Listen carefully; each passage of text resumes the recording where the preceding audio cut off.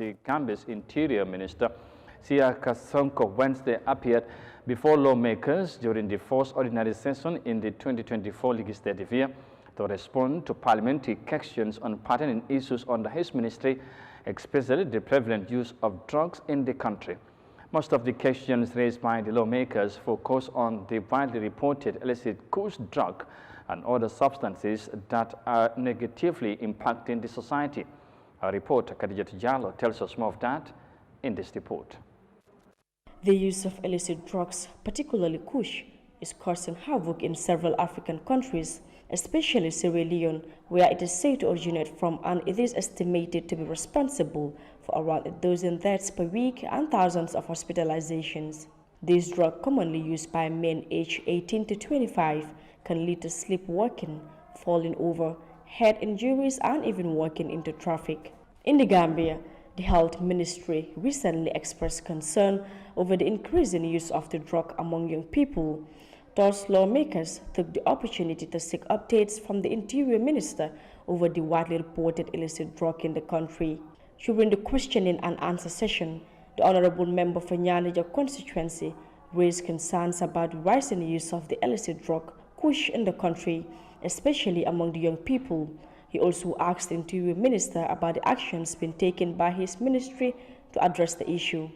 So, you've mentioned several drugs that have been used.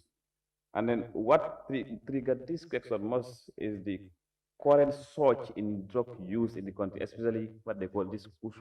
What is your ministry doing about this?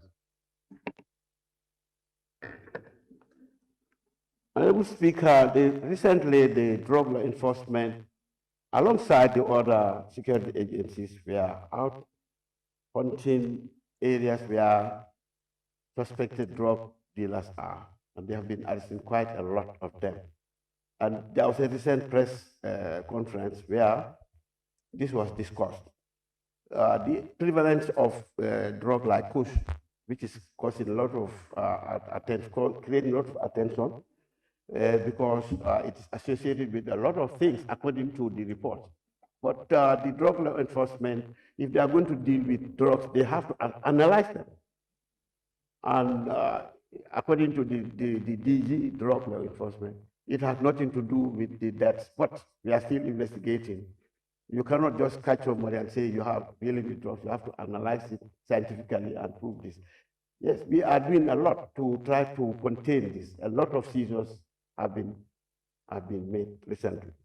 The member for Lower Salom constituency, Honorable Seni Jawara, also challenges the Interior Minister to explain the originating source countries of cocaine drugs and shed light on the methods through which these drugs are brought into the country.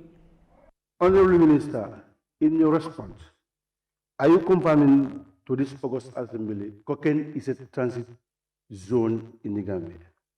If yes, Gambia is a transit zone. If yes, where these cocaines come into? With ports or with border, if you are able to tell us.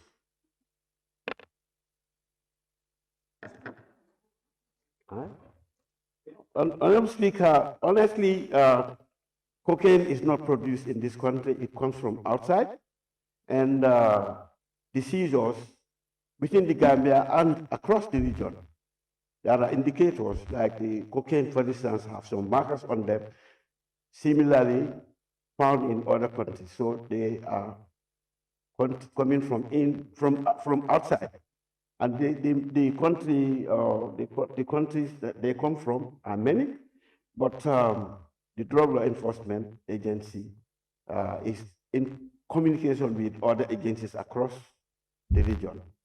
Explaining the measures taken to address drug transit challenges in the country, the Interior Minister highlighted the constraints faced by his ministry in terms of logistics.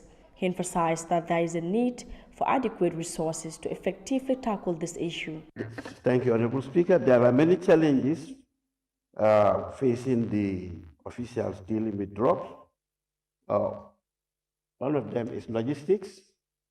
The other one is dealing with the drug dealers. You need to have information, and we have to be able to monitor We have to be able to monitor the transit, the transactions using intelligence and devices that we can also try to track. So all these are constraints we have. We have a lot of constraints. Thank you. Honorable Member for Kantora and Majority Leader. Thank you very much, Honorable Speaker. Honorable Minister, you did respond because the question is, the drugs are really causing havoc in our society, and you did mention ranges of drugs: cannabis, skunk, kush, and tramadol. Do your ministry receive early warning signs in terms of intelligence collection that this drug is prevalent in this country and is now entering in our country? What mechanisms you put in place to avert it, especially kush from Sierra Leone?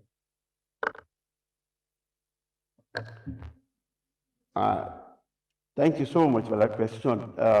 We are equally concerned about this threat of drugs coming into our country, especially the one that is mentioned, Kush, and a specific country was mentioned, and they said a lot of things about how they utilize it. In this country, you have cannabis and you lace it with another type of drug. It causes problems.